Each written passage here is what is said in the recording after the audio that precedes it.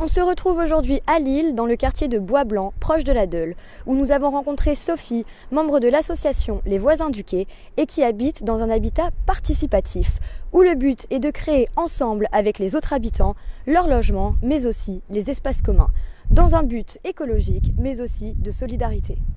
Ici, c'est qu'on est quand même chacun chez soi. Donc, en plus, moi, je suis en bout de coursive, donc je suis dérangée par personne. Donc, quand je suis chez moi, je suis chez moi. Voilà, j'ai mon petit appartement avec ma cuisine, mon salon, ma chambre.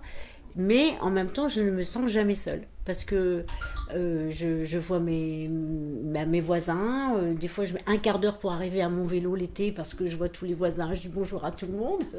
Chez les voisins du quai, ce sont 11 foyers où enfants, parents et retraités se rencontrent dans des espaces communs pour partager des moments de vie, mais aussi pour s'ouvrir au reste de leur quartier. Bon, on a une buanderie collective, on a un salon partagé où on peut faire nos réunions, on a une chambre d'amis collective qu'on se partage, et puis c'est nous qui nous occupons de notre jardin, c'est nous qui sortons nos poubelles, enfin, et ce qui fait qu'il y a toute une organisation qui se met en place entre nous. Notre salon partagé, en plus, il est ouvert aussi à d'autres associations.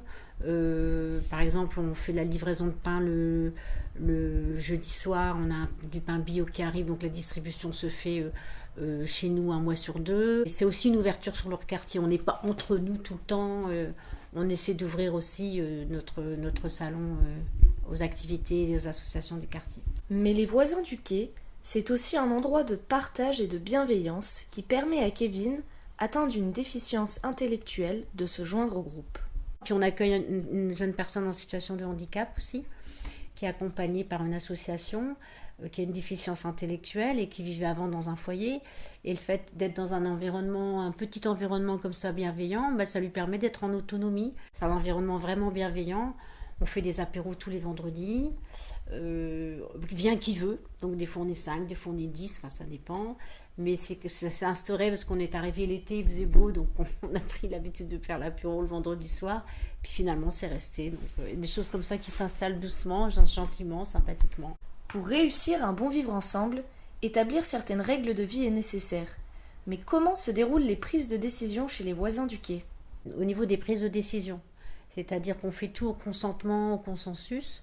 Ça veut dire que quand on a une proposition, la personne dit voilà, je propose ça, on fait un tour de table pour savoir si tout le monde a bien compris, et puis après pour savoir si des gens sont d'accord ou pas pour vivre avec ça, et puis tant que tout le monde ne peut pas vivre avec cette proposition, on la modifie, voilà, on fait en sorte que cette solution-là est acceptable pour tout le monde, et donc c'est acté dans un compte-rendu. Et puis c'est pas celui qui a plus de mètres carrés qui a plus de poids c'est la vie de tout le monde qui compte, qu'on ait 25 mètres carrés ou 90 mètres carrés.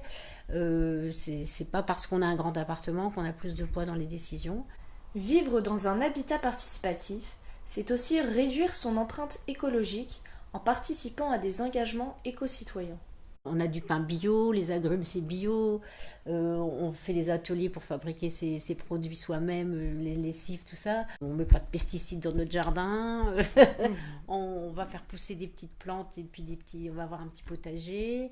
Voilà, on essaie vraiment au niveau environnemental et écologique de faire un maximum. C'est quand même une des valeurs, parce qu'on a fait une charte avec des valeurs, c'est une des valeurs, c'est l'environnement aussi et l'écologie, quoi.